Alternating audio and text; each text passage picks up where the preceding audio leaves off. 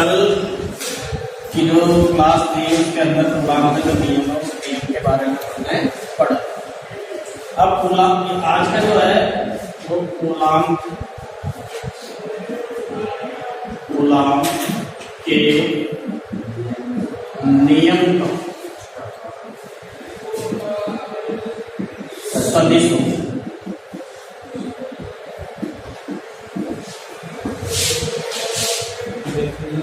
Vector form अपन को क्या करना है, पढ़ना। इसके अंदर क्या करते हैं, थोड़ा सा अपन देखते हैं कि कूलाम का नियम क्या है। कूलाम का नियम था F बराबर 1/4 pi epsilon 0 Q1 Q2 upon R। Vector के रूप में अपन ने लिखा था R। ये हमारे पास क्या था, कूलाम का नियम। अपन क्या लेते हैं, एक निर्देश तंत्र लेते हैं। वो निर्देश तंत्र क्या है,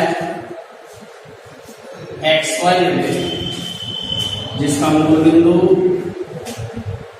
O। इस निर्देश तंत्र में दो स्थिर बिंदु, एक Q1 दूसरा है Q। इनकी मूल बिंदु से दूरियां या स्थिति सदिश R1 वेक्टर, इसकी है R2 वेक्टर। दो स्थिर बिंदु आवेश है, दो स्थिर बिंदु आवेश होने के कारण इन पर बल कार्य है। तो बल कौन सा बल है, कूलाम बल। इस Q1 द्वारा Q2 पर बल लगेगा, Q2 द्वारा Q1 पर बल लगेगा। Q1 द्वारा Q2 पर लगने वाला बल मान लीजिए कितना है, F2। कितना है, F। और इसके कारण इस पर लगने वाला बल कितना है, F12 वेक्टर। ये क्या हो गई, मध्य की दूरी। मध्य की दूरी कितनी होगी,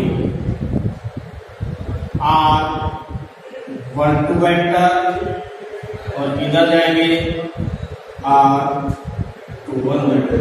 वो देखेंगे अपन। देखिए, माना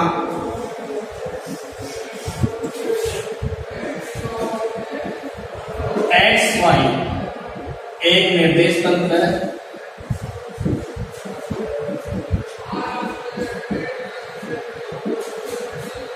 इस निर्देश तंत्र में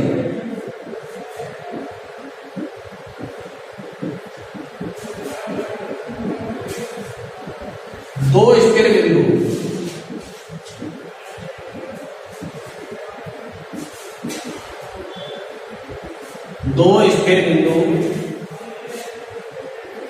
आवेश क्रमशः Q1 व Q2 स्थित है।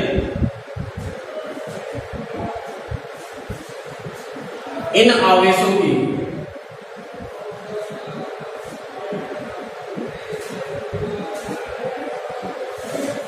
मूल बिंदु से दूरी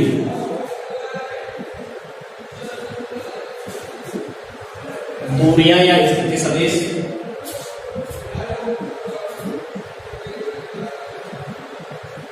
या स्थिति सदिश दूरियां, स्थिति सदिश क्रमशः दूरियां क्रमशः R1 वेक्टर व R2 वेक्टर।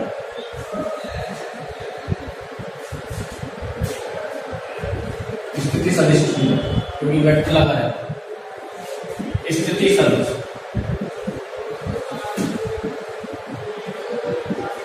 क्रमशः R1 वेक्टर व R2 वेक्टर।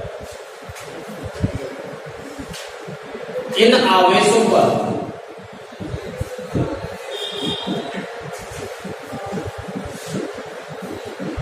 लगने वाले बल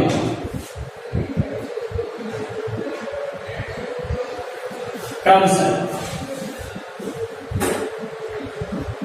F21 वेक्टर व F12 वेक्टर है। अतः कूलाम के नियम से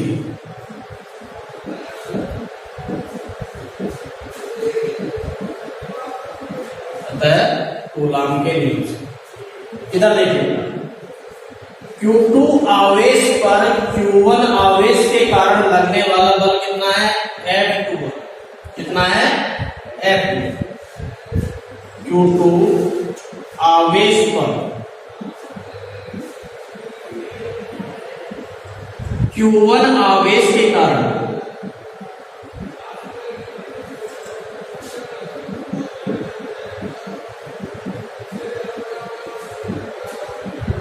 लगने वाला बल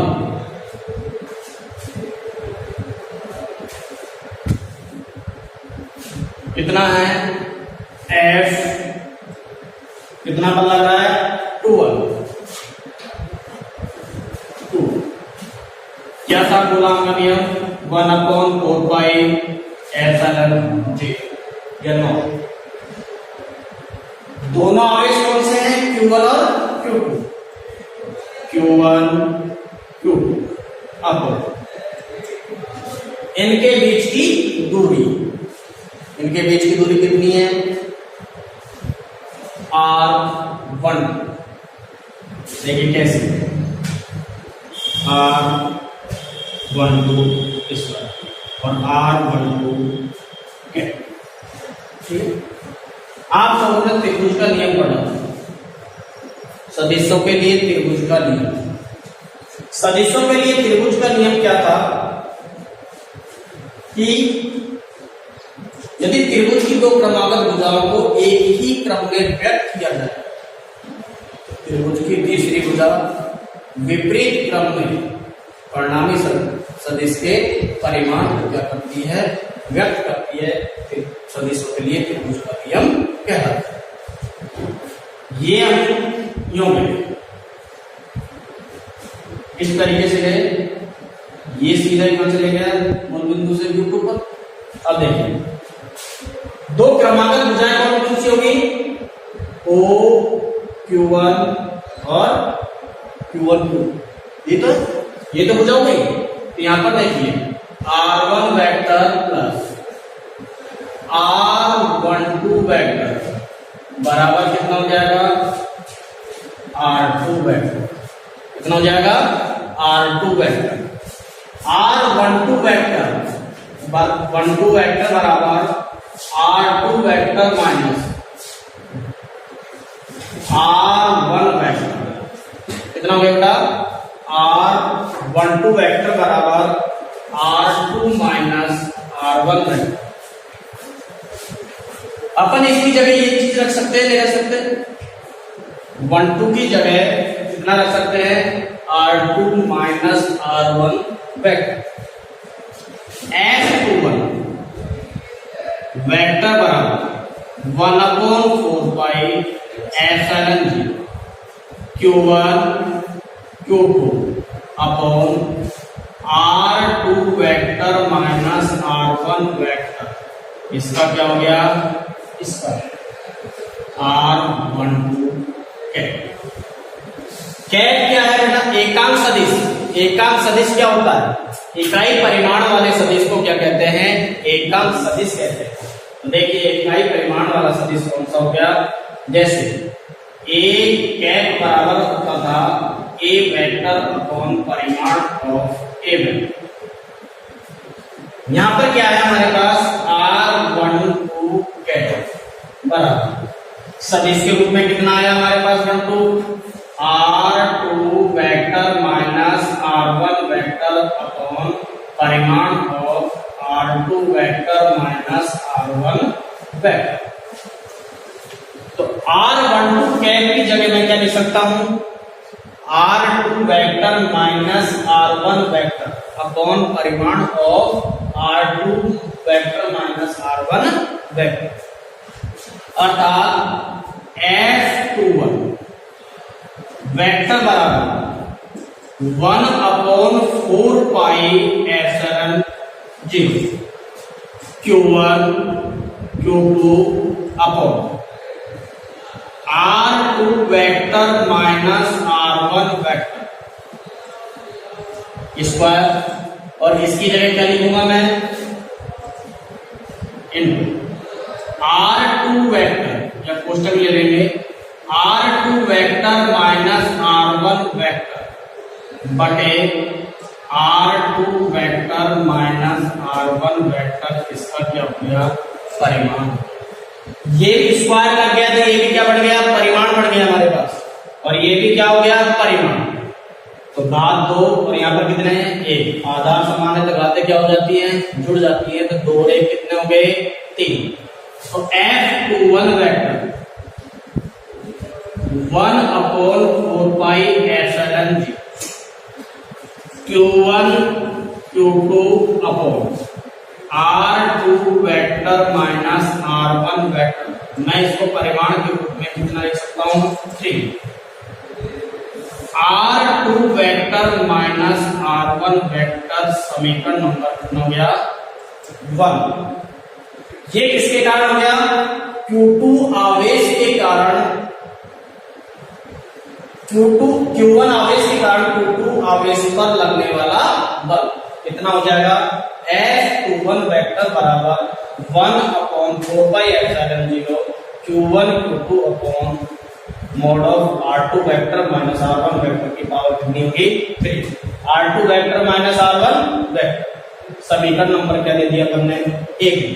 इसी प्रकार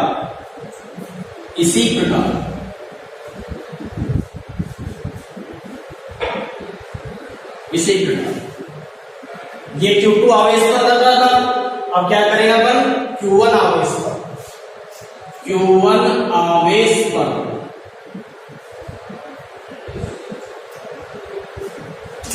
Q1 Q2 आवेश के कारण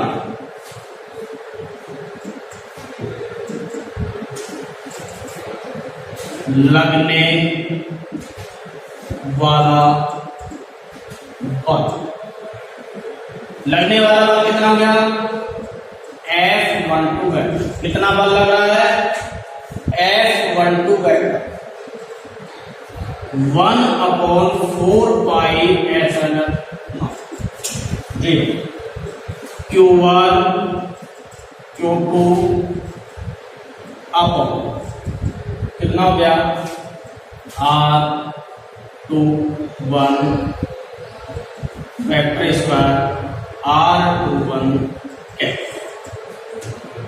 कितना हो गया, F12 वेक्टर बराबर 1/4 pi epsilon 0 Q1 Q2 upon R21 square vector R21 इसको भी इसी तरीके से अपन ले लेते हैं, इसकी डायरेक्शन किधर है, इधर, न्यू चले अपन इस पर ले लेते, न्यू चले, ये तो मिला, ये हमारे पास कितना है, R2, ये हमारे पास कितना है, R21 वेक्टर, और ये कितना है हमारे पास, R1। वही त्रिभुज का नियम लगा देंगे इसके अंदर, जैसे ही त्रिभुज का नियम लगाएंगे क्या होगा, R2 vector plus R21 vector बराबर कितना हो गया, R1 वेक्टर। किसकी वैल्यू चाहिए अपन को, R21 की वैल्यू चाहिए, तो R21 वेक्टर बराबर R1 vector minus R2 vector, इसका क्या कर देंगे अपन, पक्षांतर कर देंगे, और कितना बच जाएगा, R21 बराबर R1 vector minus R2 vector. इस 21 की जगह मैं क्या लिख सकता हूं, R1 vector minus R2 vector.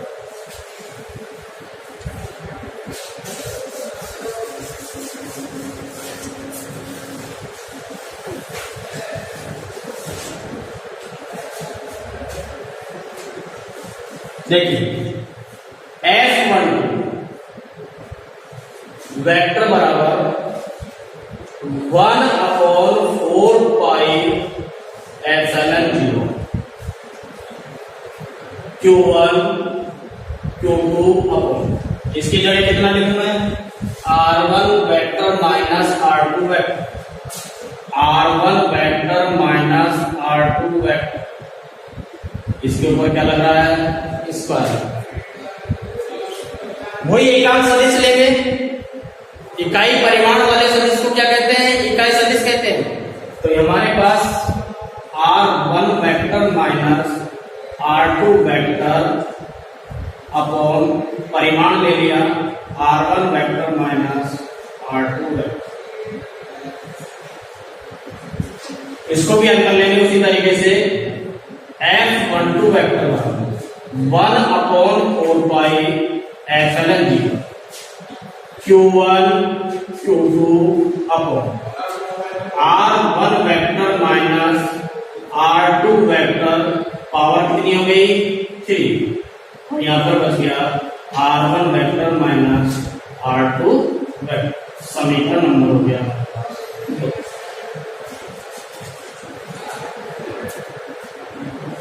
इस डायग्राम के अंदर R12 वेक्टर की डायरेक्शन ये है और R21 की डायरेक्शन क्या है, विपरीत। परिमाण दोनों का क्या है, समान है, लेकिन डायरेक्शन क्या है, विपरीत है। तो अपन इनको परिमाण समान है, डायरेक्शन विपरीत है, तो चिन्ह क्या लगा देते हैं, माइनस लगा देते हैं। क्योंकि R12 वेक्टर R21 वेक्टर परिमाण में समान,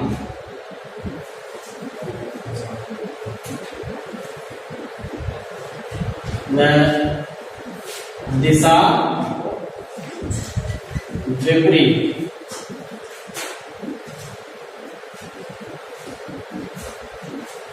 होने के कारण निम्न प्रकार से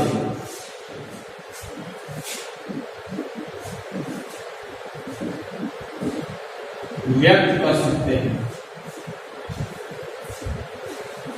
कारण स्थिति सदिश को, स्थिति सदिश को निम्न प्रकार से व्यक्त कर सकते हैं। मैं यूं कह सकता हूं,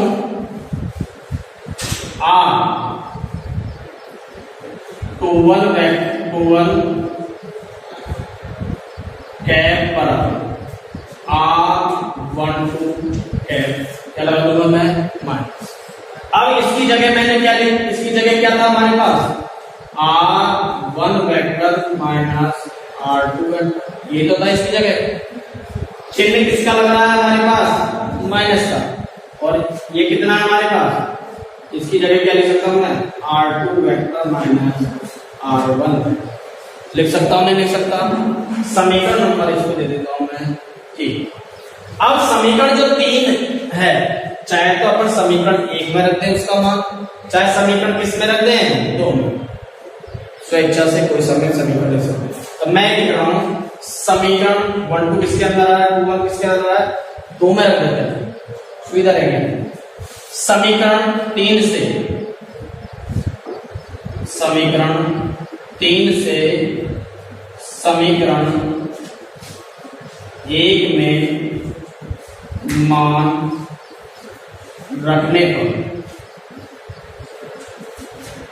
यहां मान रखते हैं, देखिए F12 वेक्टर बराबर 1/4 pi epsilon Q1 Q2 upon R1 vector minus R2 vector, इसकी जगह कितना है, ये वैल्यू रखूंगा, लेकिन परिमाण में रखूंगा तो ये माइनस क्या हो जाता है, हट जाता है। तो इसको इस तरीके से अपन लिख सकते हैं R2 vector minus R1 vector, और पावर कितनी लग रही है हमारे पास, 3, पावर कितनी लगा दिया अपन ने, 3।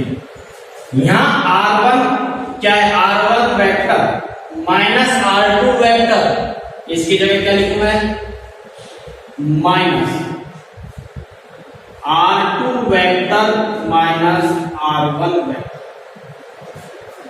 इस माइनस को मैं यहां ले आता हूं, F12 वेक्टर बराबर माइनस 1/4πε0 Q1 Q2 अपॉन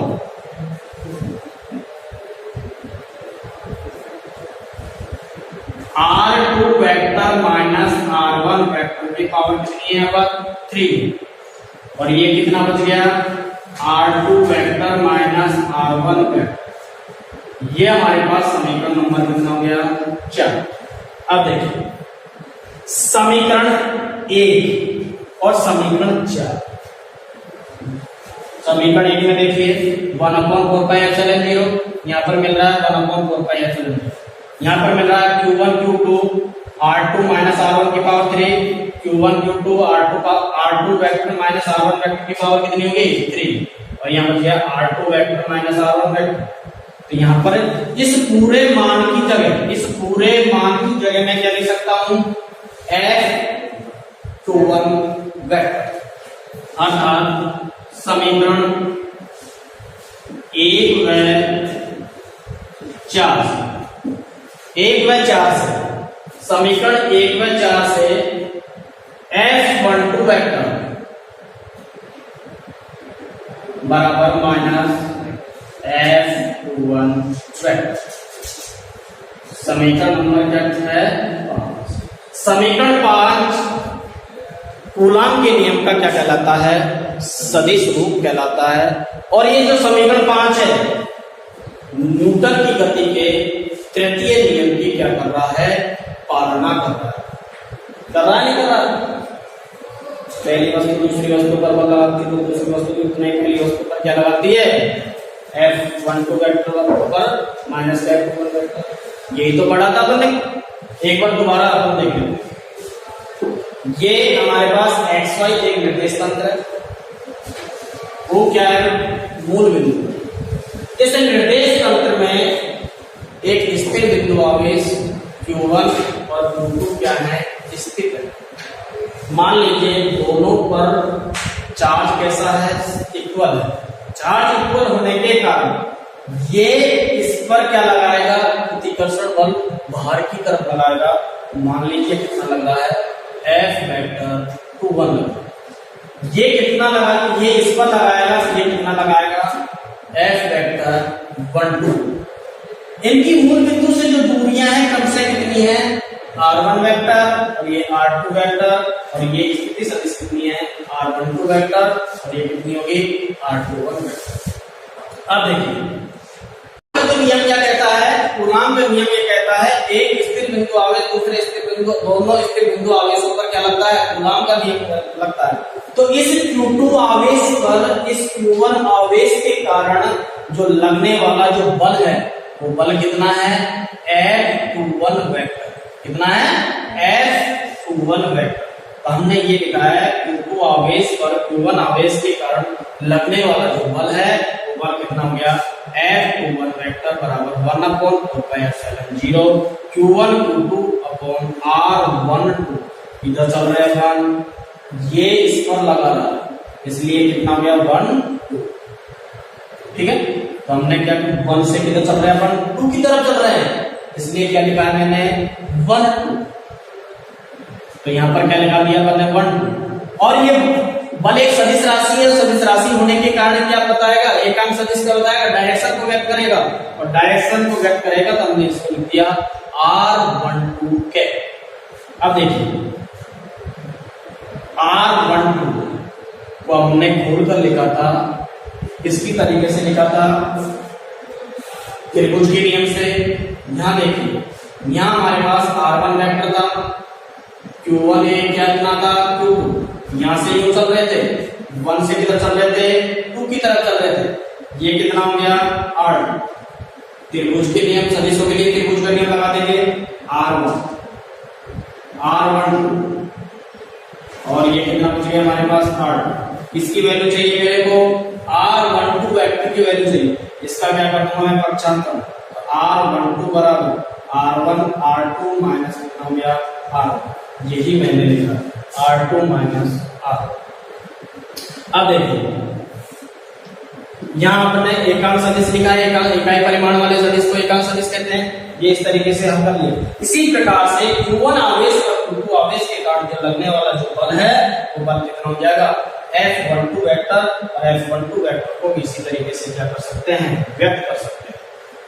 ये व्यक्त करने के बाद में 1 2 और 2 1 जो स्थिति सदिश हैं, इन स्थिति सदिश का परिमाण तो क्या है, समान, लेकिन दिशा क्या है, विपरीत है, और दिशा विपरीत होने के कारण चिन्ह क्या लगा देंगे, माइनस लगा देंगे।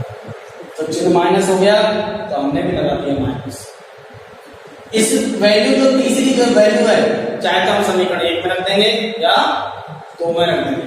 रखने के पश्चात हमारे पास जो वैल्यू आई है वो वैल्यू आई है F वेक्टर 12 बराबर माइनस F21 वेक्टर समीकरण नंबर 5। तो समीकरण जो 5 है वो क्या कहलाता है, कूलाम के नियम का सदिश रूप कहलाता है, जो कि न्यूटन की गति के तृतीय नियम की पालना करता है।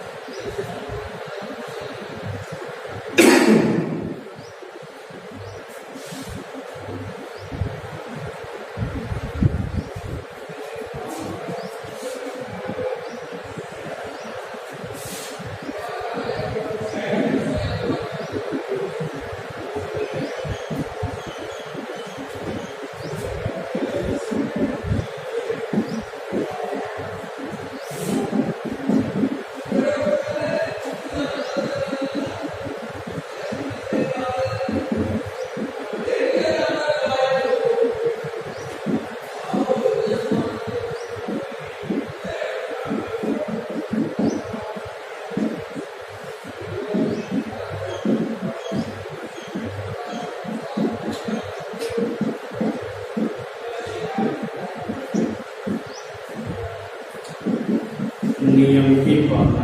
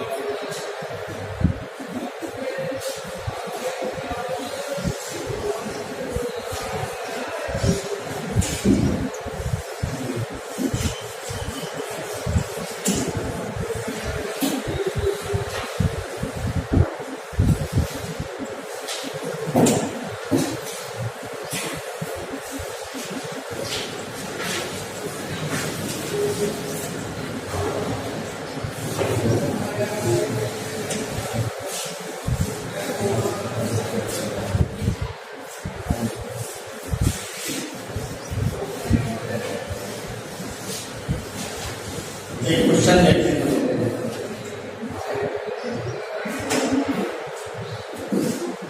एक समबाहु त्रिभुज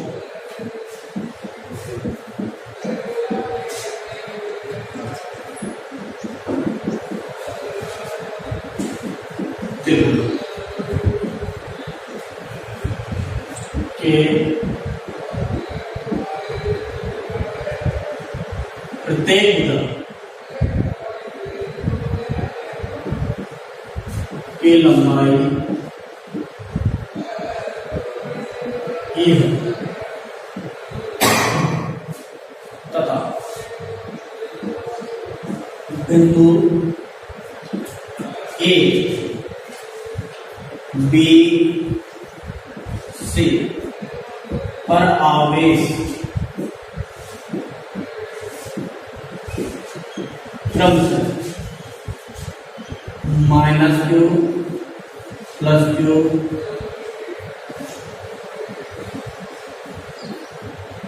+q स्थित है, तो समबाहु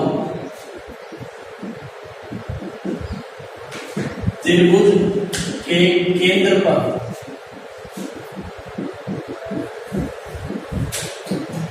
परिणामी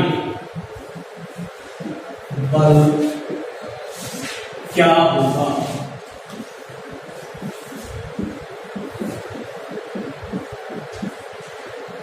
क्वेश्चन है हमारे पास एक संभाव त्रिभुज, ये हमारे पास क्या है, ये संभाव त्रिभुज,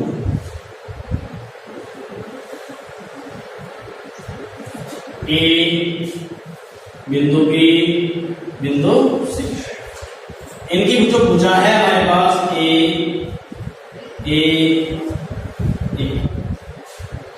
ये एंगल है संभव, सबका क्या होगा, इक्वल होगा, तो इक्वल कितना हो गया 60 डिग्री, कितना हो गया 60। इस ए पर आवेश कितना है माइनस, इस पर कितना है, इस पर कितना है प्लस। परिणामी बल का मान अपन को क्या करना है, निकालना है। तो परिणामी बल का मान कैसे निकालना है, ये माइनस आवेश, ये कैसा आवेश है प्लस आवेश, और माइनस आवेश और प्लस आवेश के अंदर क्या होगा अट्रैक्शन होगा, ये इसको क्या करेगा अपनी ओर खींचे। इस आवेश और इस आवेश दोनों क्या है विपरीत है, तो इनके मध्य में क्या होगा अट्रैक्शन होगा। ये आवेश और ये आवेश इक्वल है, ये आवेश इस आवेश पर क्या लगाएगा, बल लगाएगा, तो क्या होगा बाहर, ये आवेश इस पर लगाएगा तो ये क्या होगा बाहर। इन दोनों आवेश पर तो परिणामी बल का मान कितना हो जाएगा 0, क्यों, डायरेक्शन क्या है विपरीत है, और हमारे पास दूरी क्या है इक्वल, आवेश भी क्या है इक्वल, इस पर तो परिणामी बल का मान कितना हो जाएगा 0। हमारे पास ये पूछ रहा है यहां पर केंद्र पर नेट बल का मान कितना होगा, ये स्थिति होगी।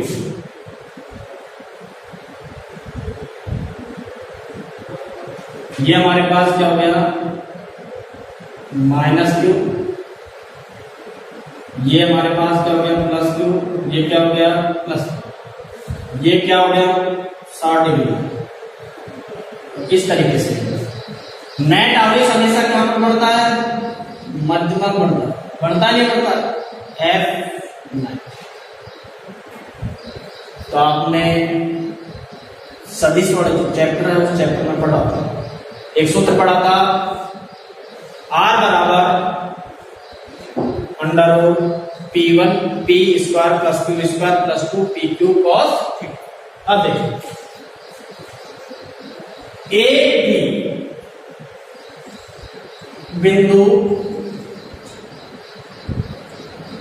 A B के कारण लगने वाला बल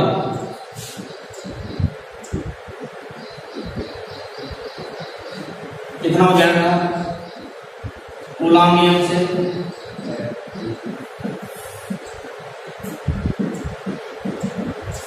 FAB बराबर क्या होता है 1/4πε0 Q1 Q2 अपॉन R²। ये तो था, लेकिन Q1 की जगह कितना है हमारे पास Q, Q2 की जगह कितना है हमारे पास Q, और इनके बीच की दूरी कितनी है 1। यहाँ पर R की जगह कितना लिखूंगा मैं 1। ठीक है, परिमाणात्मक वैल्यू ले लेते हैं। एफ ए बी बराबर कितना हो गया 1/4πε0, क्यू इंटू क्यू कितना हो जाएगा क्यू स्क्वायर हो जाएगा, और बटे में कितना हो गया ए स्क्वायर। हो गया नहीं हो गया? अब देखिए इसी तरीके से इन पर कितना हो जाएगा, यही होगा, ये कितना हो जाएगा एफ ए सी। होगा या नहीं होगा? दोनों का बराबर होगा। अब बराबर होगा तो केंद्र पर समबाहु त्रिभुज के केंद्र पर परिणामी बल, केंद्र पर परिणामी बल। और मैं इन सबका मान कितना ले लूंगा, बराबर है मान एफ नेट बराबर अंडर रूट क्या आता है, ये ले लेते हैं F A B square plus F A C square plus 2 F A B F A C और कॉस थीटा। ठीक है, एफ नेट बराबर एफ ए बी का मान कितना है एफ, और इसके ऊपर क्या लग गया इसका, ये कितना हो गया ए सी का मान कितना है F plus 2 F F cos. इन दोनों के बीच कितना एंगल बन रहा है 60 डिग्री का, यहां कितना हो गया 60 डिग्री, ये क्या हो गया 100। इसको अपन हल कर लेते हैं। एफ नेट बराबर under F F 2f square 2f square plus यहां पे कितना हो गया 2f स्क्वायर एक cos 60 का मान कितना होता है 1/2, कितना होता है 1, 2 से 2 कैंसिल। एफ नेट बराबर कितना हो जाएगा under root 2f square plus f square. F net बराबर अंडर रूट 3f स्क्वायर। तो एफ नेट बराबर अंडर रूट 3f। एफ की वैल्यू कितनी है हमारे पास, ये वैल्यू कितनी है ये, एफ नेट बराबर under root 3 into 1/4 epsilon 0 Q square upon A square. या इसको मैं यूं भी लिख सकता हूं के अंडर रूट 3 के ए स्क्वायर के क्यू स्क्वायर अपॉन ए। बल है नेट बल पूछा है, बल का मात्रक क्या लिखोगे न्यूटन। इस पर जो केंद्र पर जो लगने वाला जो नेट बल है वो नेट बल का मान कितना आ जाएगा अंडर रूट 3 के Q square upon A square के बराबर प्राप्त होगा।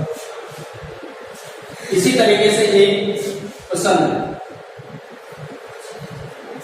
समबाहु त्रिभुज की जगह अपन क्या ले ले, एक वर्ग ले ले, क्या ले ले वर्ग। और वर्ग के अंदर देखिए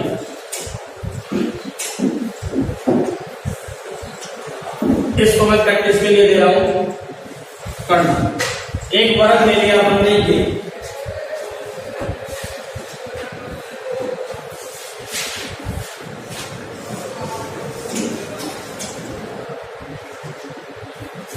A B C D।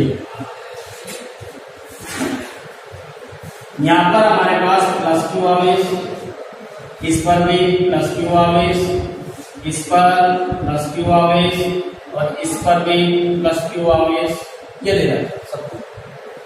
और मध्य में एक आवेश और लग रहा है प्लस क्यू आवेश।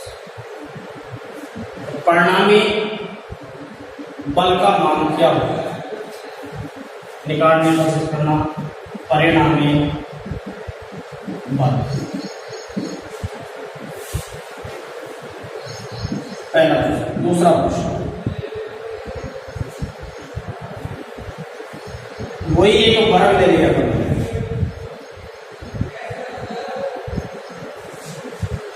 ए बी सी और डी, इनकी भुजा कोई मानना अपन को ए, ये हमने ले लिया +2, ये भी ले लिया हमने +2, ये ले लिया मैंने -2 और ये ले लिया मैंने +2। तो केंद्र पर परिणामी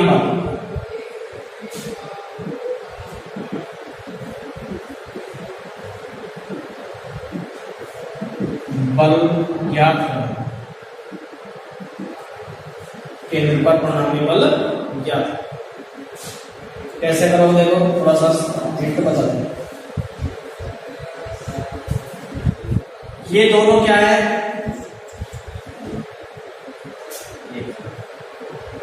इधर देखिए,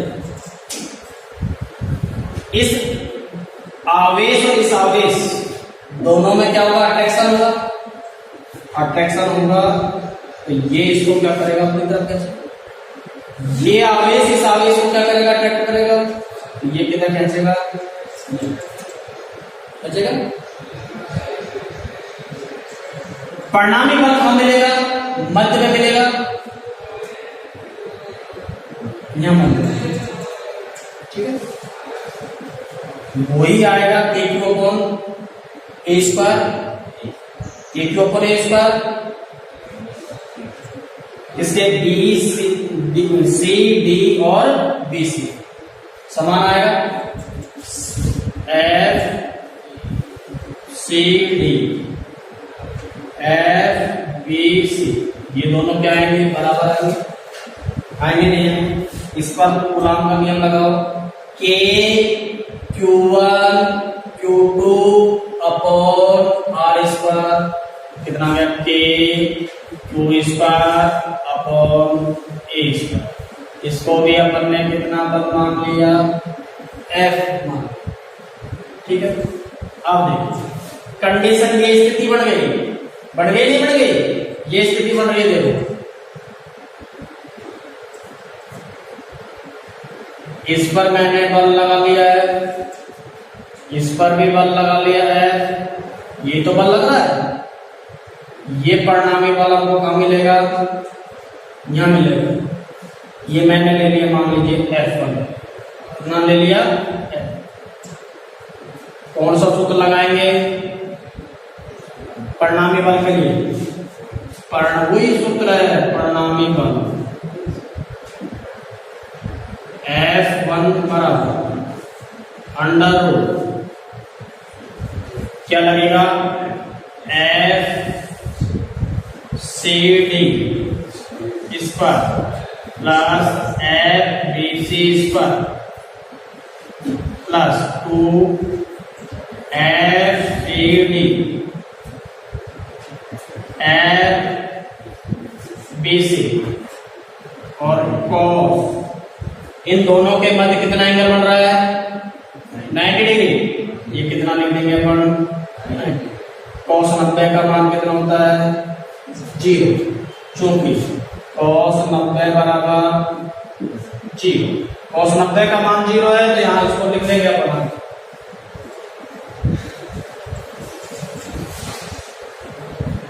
F1 बराबर √ इसकी वैल्यू कितनी है? F² प्लस F, ये बचा बेटा कितना हो गया? F1 बराबर √2 F² F1 बराबर √2 F, और F की वैल्यू हमारे पास कितनी है? K Q² अपॉन A², समीकरण नंबर ये हो गया।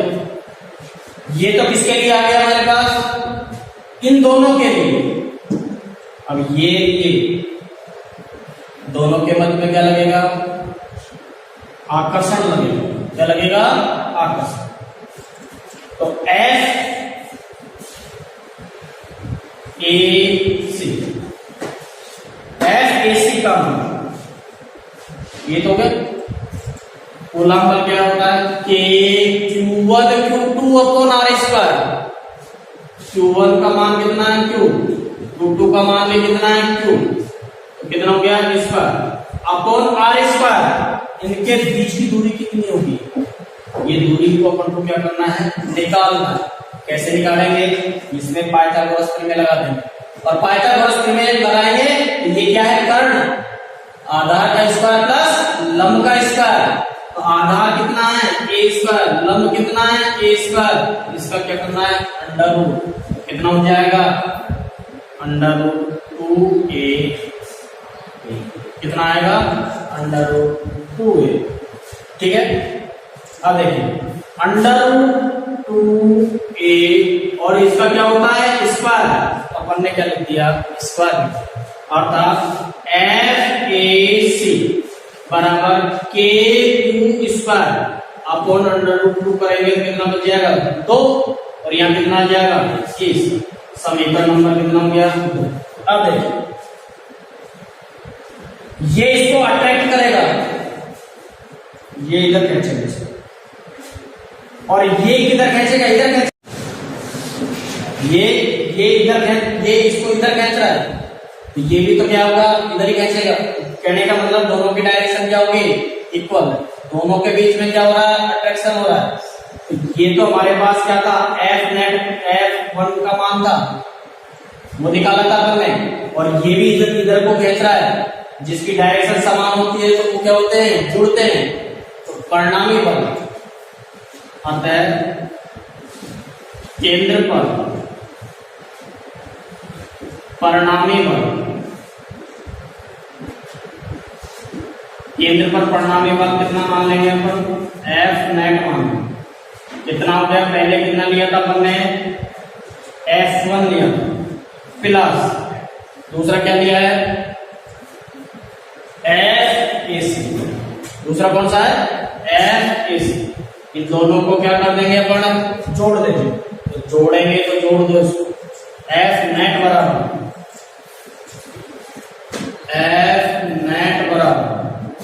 F1 की वैल्यू कितनी है under root 2 KQ square upon A square, इसकी वैल्यू कितनी है AC की वैल्यू ये plus KQ square upon 2A square. यही है, कुछ कॉमन आ रहा है हमारे पास, F नेट बराबर KQ square upon A square, यहाँ पर क्या बच गया अंडर रूट 2 प्लस का 1 अपॉन 2, इकाई क्या लिखोगे इस पर न्यूटन, बल्कि इकाई क्या होती है न्यूटन। आगे भी अपना हल कर सकते हैं, लघुत्तम ले लेंगे और लघुत्तम लेने के बाद में आगे भी हल हो सकता है। इस तरीके से ये कोई क्वेश्चन आ जाता है, क्वेश्चन आपको करने में कोई दिक्कत नहीं होनी चाहिए।